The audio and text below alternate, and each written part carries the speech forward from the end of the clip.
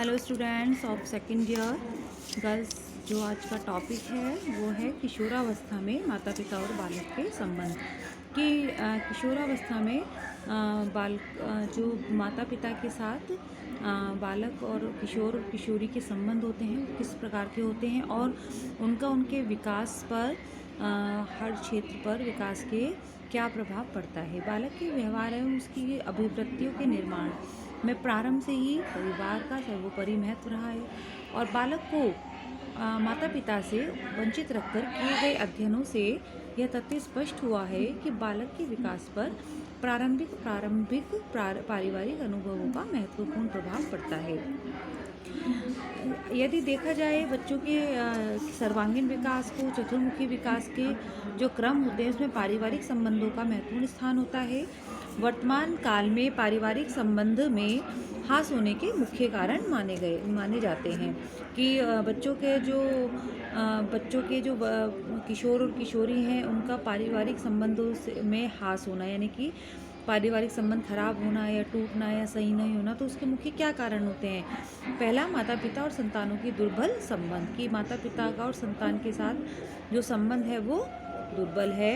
या पति पत्नी के दोषपूर्ण संबंध। अगर परिवार में पति पत्नी के बीच में तनाव रहता है, उनके संबंध दोषपूर्ण है, तो भी उसका प्रभाव बालक और बालिका के विकास पर पड़ता है। भाई बहन के संबंधों में परिवर्तन, ऐसे ही नाते रिश्तेदार के संबंधों में परिवर्तन और परिवार के प्रतिमानों में। तो देखा जाए तो माता पिता, पति पत्नी, भाई बहन और जो रिलेटिव्स होते हैं उनके साथ जो संबंध होते हैं, अगर उनमें किसी भी तरह की का उतार चढ़ाव होता है या संबंध सही नहीं होते हैं या कुछ भी समस्याएं होती हैं, तो उसका प्रभाव किशोर और किशोरियों के हर तरह के विकास पर पड़ता है। विकास के जो हर क्षेत्र होते हैं उन पर पड़ता है। और यदि हम इन सभी में आवश्यक परिवर्तन करें तो वह पूर्णतः निश्चित तथ्य है कि बालक को एक अच्छा पारिवारिक वातावरण प्राप्त होगा। यानी कि जो ऊपर हमने तथ्य पढ़े हैं कि जो मुख्य कारण होते हैं पारिवारिक संबंध हास होने के, यदि इनमें चेंज कर दिया जाए, उन संबंधों को अच्छा बना दिया जाए, सकारात्मक बना दिया जाए, तो इससे काफ़ी हद तक बच्चों का विकास अच्छे से हो सकेगा। विद्वानों के अनुसार बालक के व्यक्तित्व के विकास की प्रक्रिया में परिवार एक महत्वपूर्ण और अनिवार्य संस्था होती है। ठीक है ना। और जैसे कि गर्ल्स की परिवार को ही बालक की प्रथम पाठशाला भी कहा जाता है। तो क्योंकि जो भी कुछ बालक प्रारंभ में सीखता है वो सब परिवार के माध्यम से ही सीखता है।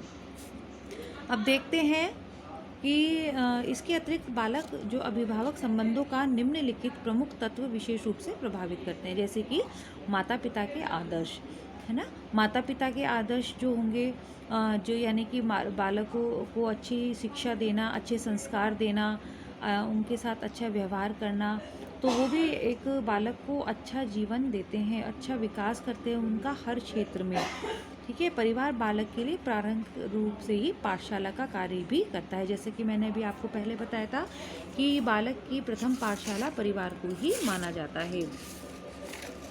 देन परिवार का अनुभव, कि बालक अपनी जो अति प्रारंभ से ही माता पिता के व्यवहार के आदर्शों को ग्रहण करता है और उसके साथ साथ वह पारिवारिक अनुभवों को भी ग्रहण करता है। यानी कि परिवार में माता या पिता के कुछ आदर्श होते हैं, कुछ अच्छी बातें होती हैं, कुछ संस्कार होते हैं जो बच्चे एक्सेप्ट करते हैं, जो उन्हें देखकर वो सीखते हैं और वो उन्हीं आदर्शों को, उन्हीं सिद्धांतों को वो जीवन भर अपनाते हैं, जिससे उनका विकास होता है। इसके बारे में विद्वान जो मनोवैज्ञानिक थे डॉक्टर सिगमंड ने लिखा था, फ्रायड ने लिखा था कि माता पिता अपने बच्चों को अधिक संरक्षण प्रदान करते हैं, वे उनमें विभिन्न मनोरोग उत्पन्न करते हैं। यानी कि देखा जाए तो ज़्यादा बच्चों पे ध्यान देना भी, ज़्यादा अटेंशन देना भी गलत है और ज़्यादा उनकी अवहेलना करना भी गलत है। तो ज़्यादा संरक्षण अगर उनको प्रदान कर दिया जाएगा तो इससे भी विभिन्न प्रकार के मनोरोग उत्पन्न हो जाते हैं। तो एक बच्चों के विकास के लिए दोनों ही चीज़ों का एक बैलेंस में होना आवश्यक होता है। अब देखें बालक की अभिवृत्ति, कि बालक की अभिवृत्ति भी उसके विकास को प्रभावित करती है। स्वयं बालक की अभिवृत्ति भी बालक अभिभावक संबंध पर प्रभाव डालती है। कि बालक की अभिवृद्धि वस्तु तो कैसी होगी, यह तथ्य उसके पारिवारिक वातावरण पर निर्भर करता है। यानी कि अभिवृद्धि से मतलब बच्चों वही हो गया कि बालक का रहने सहने का तरीका, उसका उसका बोलने का तरीका, व्यवहार, उसका काम करने का तरीका, उसके दूसरों के साथ संबंध, बोलने का तरीका, ये सब अभिवृत्ति में ही आता है। तो ये काफ़ी हद तक बालक अभिभावक संबंधों को प्रभावित करता है, और जो पारिवारिक वातावरण होता है वो काफ़ी हद तक बालकों के व्यवहार को बदलाव लाने में उनको एक सहायक होता है। देन नेक्स्ट आता है समायोजन। देखिए गर्ल्स, समायोजन एक ऐसी क्रिया है, एक ऐसी प्रक्रिया है कि जो जीवन में होनी अत्यंत आवश्यक है। अगर समायोजन नहीं होगा तो किसी भी चीज़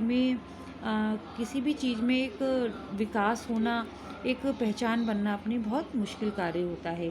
क्योंकि जीवन में कई टास्क होते हैं जिनको टॉलरेट करना पड़ता है, जिनको एक्सेप्ट भी करना पड़ता है। तो समायोजन की इस प्रक्रिया एक ऐसी प्रक्रिया होती है कि कोई भी परिस्थिति हो उसे हर तरह से टैकल करना, उसे हर तरह से उसका सामना करके अपने जीवन को एक नया ट्रैक देना, एक अच्छे विकास के लिए, एक अच्छे जीवन के लिए को समायोजन के द्वारा ही एक पॉसिबल होता है, संभव होता है। यानी कि हर परिस्थिति से समायोजन करना। उसके लिए जब कभी भी बालकों को अपने माता पिता से प्रेम, स्नेह, प्रशंसा, पुरस्कार और सहानुभूति आदि नहीं मिलती, तो वे परिवार के बाहरी जीवन में भी भली भांति समायोजित नहीं हो पाते हैं। यानी कि जब बच्चे की अवहेलना की जाती है, जैसे कि ऊपर बताया था अभी, तो वो भी ज़्यादा बच्चों के लिए खतरनाक है, और ज़्यादा उनको पे अटेंशन दिया जाता है, संरक्षण दिया जाता है, तो वो भी ज़्यादा खतरा है। लेकिन अगर बच्चे को उसके किसी भी कार्य पर मोटिवेट करना, उसको पुरस्कृत करना, उसको अप्रिशिएट करना नहीं है, तो इससे क्या होगा, बच्चे का कुसमायोजन होगा, वो किसी भी स्थिति में समायोजन नहीं कर सकता। तो ओके गर्ल्स, मिलती हूँ नेक्स्ट लेक्चर के साथ। Thank you, take care.